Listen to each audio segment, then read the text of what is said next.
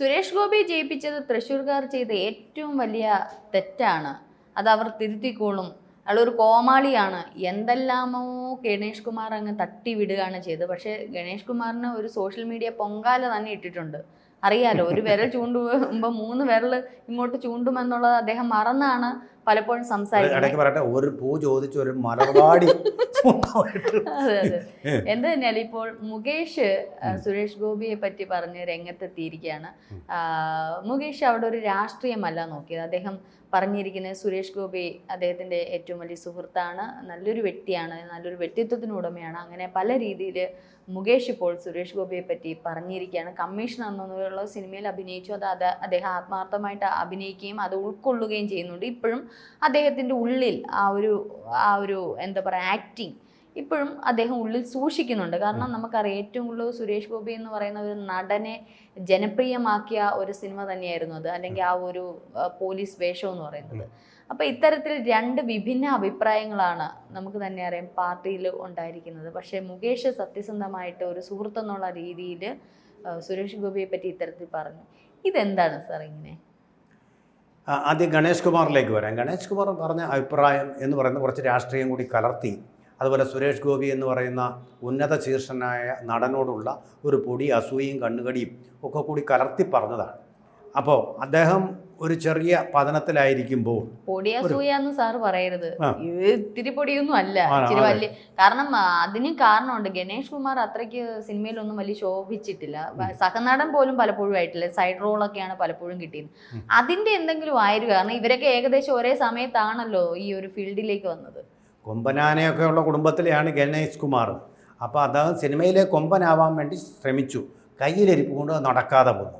കയ്യിലിരിപ്പ് ഒട്ടും ശരിയല്ല എന്നുള്ളത് പല സംഭവങ്ങളിൽ വ്യക്തമായിട്ട്. ഒന്ന് സ്ത്രീ വിഷയത്തിൽ ഉമ്മൻചാണ്ടി എന്ന് പറയുന്ന കേരളത്തിൻ്റെ ഇക്കാര്യത്തിലൊന്നും ഒരു താല്പര്യവും ഇല്ലാത്തൊരു മുഖ്യമന്ത്രിയെ വെള്ളം കുടിപ്പിച്ചു ഈ മനുഷ്യൻ.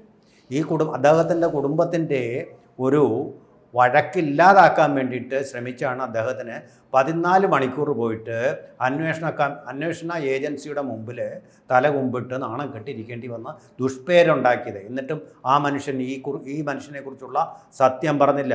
ആ സത്യം പറഞ്ഞിരുന്നെങ്കിൽ ഗണേഷ് കുമാർ എന്ന് പറയുന്ന ആൾ പാതാളത്തിലേക്ക്, രാഷ്ട്രീയ പാതാളത്വമാണ് ഞാൻ ഉദ്ദേശിക്കുന്നത്, ആ രാഷ്ട്രീയ പാതാളത്തിലേക്ക് പോയി ഒരു സിംഹാസനവും അദ്ദേഹം അലങ്കരിക്കുകയില്ലായിരുന്നു എന്നുള്ളത് വളരെ വ്യക്തമാണ്.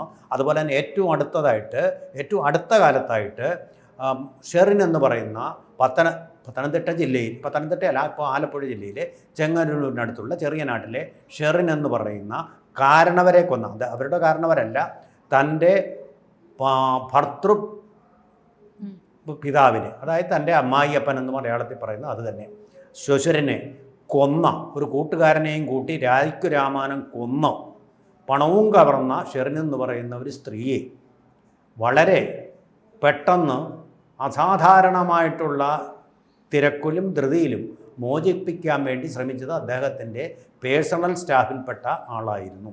എന്തിനായിരുന്നു ഈ ധൃതി? എന്താണ് ഇവർ തമ്മിലുള്ള ബന്ധം? ഇതൊക്കെ പൊളിച്ചെഴുതി കഴിയുമ്പോൾ ഗണേഷ് കുമാർ എന്ന് പറയുന്ന ആളിൻ്റെ സ്വഭാവത്തെക്കുറിച്ചുള്ള ഏകദേശ ബോധ്യം ഉണ്ടാവും. ഇതൊന്നും വേണ്ട. ഇത് ഒരുപാട് കേസുകളിൽ ഇദ്ദേഹത്തെ ഇങ്ങനെ ആരോപിക്കപ്പെടുന്ന പ്രതിയാണ്. സരിത പറയാതെ പറയുന്നുണ്ട്, ചില രക്തബന്ധങ്ങളെ കുറിച്ച് പറയുന്നുണ്ട്. പറഞ്ഞു. അതെ, അദ്ദേഹം പറയുന്നത് തൃശ്ശൂർക്കാർക്ക് പറ്റിയൊരു തെറ്റാണ് എന്ന് അദ്ദേഹം അവിടെ ബ്രിട്ടാസ് പാർലമെൻറ്റിൽ പറഞ്ഞ് ആവർത്തിക്കുകയാണ് ചെയ്യുന്നത്. പക്ഷേ ഇവിടെ നമ്മൾ ഓർക്കേണ്ട ഒരു കാര്യം, ഇതേ കാര്യം തന്നെ ആർ ബാലകൃഷ്ണപിള്ളയും പറഞ്ഞിട്ടുണ്ട്. തനിക്ക് പറ്റിയ ഏറ്റവും വലിയൊരു അബദ്ധമാണോ തൻ്റെ മകനെന്ന് അദ്ദേഹം പറഞ്ഞതുകൊണ്ട് അതിൻ്റെ ഓഡിയോ റെക്കോർഡുകൾ സോഷ്യൽ മീഡിയയിൽ എല്ലാം വരുന്നുണ്ട്. ഗണേഷ് വല്ലപ്പോഴും അതിൽ കൂടി ഒന്ന് നോക്കുക, എന്നിട്ട് നിങ്ങൾ ഈ സുരേഷ് ഗോപിയെ വിലയിരുത്തുക. പറഞ്ഞ കാര്യം കമ്മീഷണറാണ് അദ്ദേഹം, അതിൻ്റെ പറഞ്ഞ കാര്യം അദ്ദേഹം കമ്മീഷണറാണെന്നുള്ള ഭാവത്തിലാണ് നടക്കുന്നത്. കാറിൻ്റെ പുറകിൽ ഒരു തൊപ്പിയും വെച്ചുകൊണ്ടാണ് നടക്കുന്നത്. ഗണേഷ് കുമാറെ, അതിൻ്റെ ചരിത്രം നിങ്ങൾ ശരിക്കും പഠിച്ചിട്ട് വേണം പറയാൻ. ആ തൊപ്പി അദ്ദേഹം കൊണ്ടു നടന്നു. കാരണം അവിടെ സെറ്റിൽ വെച്ച് ഇതിനെനിക്ക് പ്രതിഫലമൊന്നും വേണ്ട, അതിന് പകരം ഈ തൊപ്പി മതി എന്ന് പറഞ്ഞ് വാങ്ങിക്കുകയായിരുന്നു ആ നല്ല മനുഷ്യൻ. ആരെയും ബുദ്ധിമുട്ടിക്കാത്ത, മറ്റുള്ളവരെ സഹായിക്കുന്ന, മനുഷ്യകാരുണ്യം ഉള്ളിൽ തുളമ്പുന്ന മഹാകാരുണികൻ. മാത്രമല്ല അദ്ദേഹത്തിന്റെ അഭിനയ ജീവിതത്തിൽ അഭിനയത്തെ, കലാജീവിതത്തെ ഒരുപാട് സ്നേഹിക്കുന്നുണ്ട്. ഇപ്പൊ ഈ ഒരു പദവിയിൽ എത്തിയിട്ട് പോലും ഒരുപക്ഷെ അമിത്ഷായും ഒക്കെ ആയിട്ട് ഒരു കൊമ്പ് കോർത്ത് തന്നെ തനിക്ക് അഭിനയിക്കണം എന്നുള്ള രീതിയിൽ ഇടയ്ക്ക് വാർത്തകളൊക്കെ വന്നിരുന്നു. കാരണം അഭിനയം, ആ ഒരു കലാജീവിതം അദ്ദേഹം എന്നും ഉൾക്കൊണ്ടിരുന്നു, മനസ്സിൽ കരുതിയിരുന്നു. അപ്പൊ ആ ഒരു പ്രതിഫലത്തിന് പകരം ആ ഒരു തൊപ്പി അദ്ദേഹം സ്വീകരിക്കുകയും, ശരിയാണ്, അദ്ദേഹം അത് അത്രയേറെ ബഹുമാനിക്കുക. ആ ഒരു തൊപ്പിയുടെ കഥ സാറിന് പിന്നീട് അത് എങ്ങോട്ട് പോയെന്നറിയാമോ? ഇടുക്കിയിലെ, അതെ അതെ, മനുഷ്യകാരുണ്യത്തിന്റെ മഹത്തായ മാതൃകയാണ് അവിടെ.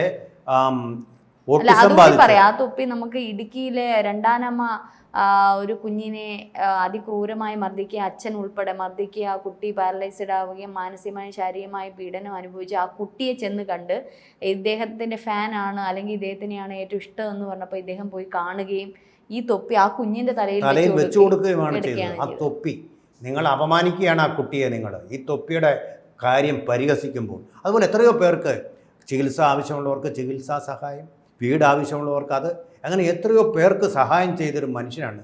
പബ്ലിസിറ്റിക്ക് വേണ്ടിയിട്ടല്ല ഇത് ചെയ്തത്. നിങ്ങളെന്താ ചെയ്തത്? നിങ്ങൾ ബിസിനസ് ചെയ്ത് പണം ഉണ്ടാക്കുകയും അതുപോലെ തന്നെ അത്ര നല്ലതല്ലാത്ത ഏർപ്പാടുകളിൽ മുഴുകുകയാണ് നിങ്ങൾ ചെയ്തിട്ട്. എന്താണെന്ന് പറയുന്നില്ല, എല്ലാവർക്കും അറിയാം. കേരളത്തിൽ ഒരുപാട് പേർക്ക്, നിങ്ങളുടെ സുഹൃത്തുക്കൾക്ക് ഉൾപ്പെടെ എല്ലാവർക്കും അറിയാവുന്ന കാര്യമാണ് നിങ്ങൾ എന്തിനാണ് വ്യാപരിച്ചിരുന്നത്. അദ്ദേഹം ഈ മനുഷ്യ സ്നേഹ പ്രചോദിതമായിട്ടുള്ള പ്രവർത്തികളിൽ മുഴുകുമ്പോൾ നിങ്ങൾ എന്ത് പ്രേരണയാലാണ്, മനുഷ്യനുള്ള മൃഗമല്ലേ നിങ്ങളെ ഉണർത്തി അത്തരം പ്രവർത്തികൾക്ക് പ്രേരിപ്പിച്ചിരുന്നത്? നിങ്ങൾ സ്വയം ഒന്ന് ആലോചിച്ച് നോക്കൂ. ഒരു തരം കമ്പാരിഷനും നിങ്ങൾ കൊമ്പനാനയുള്ള വീട്ടിലേ ആയിരിക്കാം, പക്ഷേ സിനിമയിലെ കൊമ്പനാവാൻ നിങ്ങൾക്ക് കഴിഞ്ഞില്ല. സുരേഷ് ഗോപി കൊമ്പനാനയുള്ള വീട്ടിലെ അല്ല കൊല്ലത്ത്, പക്ഷേ സിനിമയിലെ കൊമ്പനായി ജനങ്ങൾ അദ്ദേഹത്തെ പ്രതിഷ്ഠിച്ചു.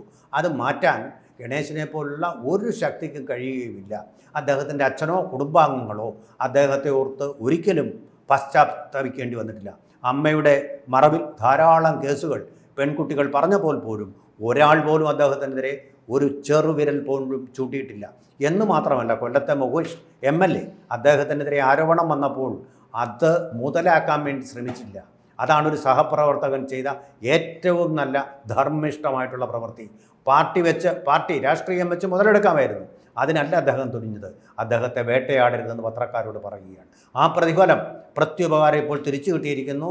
MLA ആയിട്ടുള്ള മുകേഷ് തൻ്റെ രാഷ്ട്രീയമെല്ലാം മറന്നുകൊണ്ട് സുരേഷ് ഗോപി ഒരു പാവം മനുഷ്യനാണ്, മനുഷ്യർക്ക് നന്മ ചെയ്യുന്നവരാണ്, നിങ്ങൾ അദ്ദേഹത്തെ വേട്ടയാടുകയാണ്. അതുകൊണ്ടാണ് അദ്ദേഹം വേദനയോടുകൂടി മറുപടി പറയേണ്ടത് വന്നത്. ഇനി ഈ ചോദ്യം എന്താണ് ചോദിച്ചത്? അവിടെ ജബൽപൂരിൽ നടന്ന ആക്രമണം, ആദിവാസികളെയും കൊണ്ട് അസ്വാഭാവികമായിട്ടുള്ള സാഹചര്യത്തിൽ കുറേ പേർ പോയപ്പോൾ അവിടുത്തെ നാട്ടുകാർക്ക് സംശയം വന്ന് തടഞ്ഞു നിർത്തിയതാണ്. അതിനകത്ത് ഒരു വർഗീയതയുമില്ല, രാഷ്ട്രീയവുമില്ല. നമ്മളായാലും ഇപ്പോൾ സംശയിക്കില്ലേ? തിരുവനന്തപുരം നഗരത്തിൽ കുറേ ആദിവാസികളെ വെയിലത്ത് ഇങ്ങനെ മേച്ചുകൊണ്ട് ആൾക്കാർ വരുന്നു. പള്ളിയിലച്ചന്മാരൊന്നുമല്ല, പിന്നാണ് പള്ളിയിലച്ചന്മാർ വന്നത്. അപ്പോൾ തടഞ്ഞു നിർത്തിയ ആൾക്കാർ സംശയം തോന്നിയിട്ട് ഇത് വല്ല ഡ്രഗിൻ്റെ കടത്തലാണോ, അതുപോലെ ആദിവാസികളെ നാട് കടത്തുകയാണോ, ഹ്യൂമൻ ട്രാഫിക്കാണോ എന്താണെന്ന് അറിയാതെ തടഞ്ഞു നിർത്തി. അതാണ് ഒരാൾക്ക് പോലും പരിക്കേറ്റിട്ടില്ല, ഒരാൾ പോലും ആശുപത്രിയിലായിട്ടില്ല. അതിനെ വലിയൊരു സംഭവമാക്കി ചില മാപ്രകളൊക്കെ അത് കൊട്ടിഘോഷിച്ചുകൊണ്ട് നടന്നു. അതിൻ്റെ പേരിൽ കൂടിയാണ് ഇവിടെ ഇപ്പോൾ ഈ കുറ്റപ്പാടുകളൊക്കെ നടത്തുന്നത്. അപ്പോൾ ഇതിനെ സംബന്ധിച്ച് പത്രക്കാർ ചോദിച്ചത്, അപ്പോൾ ഇത് വെച്ച് വർഗീയമായിട്ട് BJPയെ തകർക്കാൻ വേണ്ടി ഉദ്ദേശിച്ചുകൊണ്ടൊരു പ്ലാന്റഡ് ആയിട്ടുള്ള ചോദ്യം ചോദിച്ചു. ഈ ചോദ്യം തീരെ അപ്രസക്തമായ ഒരു സംഭവം. ഇന്ത്യയിൽ എമ്പാടും ഇതുപോലുള്ള സംഭവങ്ങൾ നടക്കുന്നുണ്ട്, കേരളത്തിൽ നടക്കുന്നില്ലേ? മലപ്പുറത്ത് എത്ര ദളിതുകളെ പീഡിപ്പിക്കപ്പെടുന്നു നമുക്കറിയാം, പീഡിപ്പിക്കപ്പെടുന്നുണ്ട് ദിവസവും. അതൊക്കെ നമ്മൾ വർഗീയ വിഷയമാക്കുകയാണോ ചെയ്യുന്നത്? കേരളത്തിലെ ലോ ആൻഡ് ഓർഡർ പ്രശ്നമാക്കുകയാണോ ചെയ്യുന്നത്? അല്ലല്ലോ. അപ്പോൾ ഇത് ദുരുദ്ദേശപൂർവമായ ചോദ്യം ചോദിച്ചു ജബൽപൂരിലെ കാര്യം. അപ്പോൾ ഇതിന് വ്യക്തമായും ക്ലിപ്തമായിട്ടുള്ള മറുപടി കൊടുക്കും. അത് കഴിഞ്ഞപ്പോൾ പത്രപ്രവർത്തകരുടെ വകയായിട്ടൊരു ചോദ്യം. അപ്പോൾ നിങ്ങൾ ജബൽപൂരിലെ സംഭവങ്ങളെ ന്യായീകരിക്കുകയല്ലേ? അപ്പോൾ ഹൂ ആർ യു? കറക്റ്റ് ചോദ്യമാണ്. പത്രപ്രവർത്തകന് ചോദിക്കാനുള്ള സ്വാതന്ത്ര്യം എന്ന് പറഞ്ഞാൽ രഞ്ജിനിയെപ്പോലെ എന്നെപ്പോലെയും ഇന്ത്യൻ ഭരണഘടനയുടെ 19(1)A അനുശാസിക്കുന്ന അധികാരത്തിനപ്പുറം ഒന്നുമില്ല. ജനങ്ങൾക്കപ്പുറം ഒരു പ്രത്യേക അവകാശവും ഇല്ല ഇന്ത്യയിലെ പത്രപ്രവർത്തകന്. അപ്പോൾ ഈ ചോദ്യം ചോദിച്ച് ഇതിന് മറുപടി പറഞ്ഞ അദ്ദേഹം തൃപ്തനാവേണ്ടതാണ്. അടുത്ത ചോദ്യം സുരേഷ് ഗോപിയെ ചോദ്യം ചെയ്യുന്ന രീതിയിലാണ്, EDയും കോടതിയും ചോദ്യം ചെയ്യുന്ന രീതിയിൽ. നിങ്ങളതിനെ ന്യായീകരിക്കുകയാണല്ലേ? അപ്പോൾ ചോദിച്ചു, ഹൂ ആർ യു? നിങ്ങൾ സ്വയം തിരിച്ചറിയണം. നിങ്ങളൊരു പത്രപ്രവർത്തകൻ മാത്രമാണ്. ഇദ്ദേഹം ഒരു MP ആണ്, കേന്ദ്രമന്ത്രിയാണ്, ജനപ്രതിനിധിയാണ്, തൃശ്ശൂരിലെ ജനങ്ങളെ പ്രതിനിധാനം ചെയ്യുന്ന ആളാണ്. അദ്ദേഹത്തിനോട് നിങ്ങൾ ന്യായീകരിക്കുകയാണ് എന്ന് പറയാൻ എന്താണ് ഇതിൽ കണ്ടത്? ഇങ്ങനെയുള്ള സംഭവങ്ങൾ നടക്കുമെന്നുള്ളൊരു സത്യം പറയുമ്പോൾ ന്യായീകരിക്കുകയാണ്. അപ്പോൾ സുരേഷ് ഗോപിയുടെ വായിൽ ഇയാൾ ഉദ്ദേശിക്കുന്ന ഉത്തരം തിരികെ വെച്ചിട്ട് അത് വെച്ചിട്ട് മുതലെടുത്തുകൊണ്ട് BJPയെ തകർക്കാനുള്ള ലക്ഷ്യം. നിങ്ങൾക്ക് അങ്ങനെ ലക്ഷ്യമുണ്ടെങ്കിൽ നിങ്ങൾ ചെയ്യേണ്ടത് ജേർണലിസ്റ്റ് ആവുകയല്ല, ആക്ടിവിസ്റ്റായിട്ട് പോവുക. ഇങ്ങനെ പ്രസംഗിച്ചും ഒക്കെ ആളുകളെ കയ്യിലെടുത്തുകൊണ്ടും എന്ത് വർഗീയത വിളമ്പിക്കൊണ്ടും നിങ്ങളിതിനെ മുതലെടുക്കാൻ നോക്കുക. അതാണ് ചെയ്യേണ്ടത്. ജേർണലിസ്റ്റ് എന്ന് പറഞ്ഞാൽ ഈസ് നോട്ട് ആൻ ആക്ടിവിസ്റ്റ്. അത് തന്നെ. നിങ്ങൾ ആരാ? ഞാൻ മീഡിയ എന്ന് പറഞ്ഞാൽ എന്താ? മീഡിയ എന്ന് പറഞ്ഞാൽ എന്താ? നിങ്ങളത് മനസ്സിലാക്കണം. ജനങ്ങളുടെ അഭിപ്രായങ്ങൾ പ്രതിഫലിപ്പിക്കാൻ വേണ്ടി, ജനങ്ങളിലേക്ക് വാർത്തകൾ എത്തിക്കാൻ വേണ്ടിയിട്ടുള്ളൊരു സംവിധാനം ഇത് മാത്രമേ ഉള്ളൂ. നിങ്ങൾക്കതുകൊണ്ട് കോടതിയുടെ അധികാരമുണ്ടോ? ചോദ്യം ചെയ്യാനുള്ള എൻഫോഴ്സ്മെൻറ്റ് ഡയറക്ടറേറ്റിൻ്റെ അവകാശമുണ്ടോ? CBIയുടെ അവകാശമുണ്ടോ? ഒന്നുമില്ലല്ലോ. അങ്ങനെ ചോദ്യം ചോദിക്കുക എന്നുള്ളതാണ് മര്യാദ. ചോദ്യം ചെയ്യുക എന്നുള്ളത് അവിവേകവും വിവരക്കേടും ആണ് ഏത് പത്രപ്രവർത്തകരായാലും. കൂടുതൽ വാർത്തകളും വിശേഷങ്ങളും നിങ്ങളിലേക്ക് എത്താൻ ABC മലയാളം സബ്സ്ക്രൈബ് ചെയ്യുക, ബെൽ ബട്ടണും അമർത്തുക.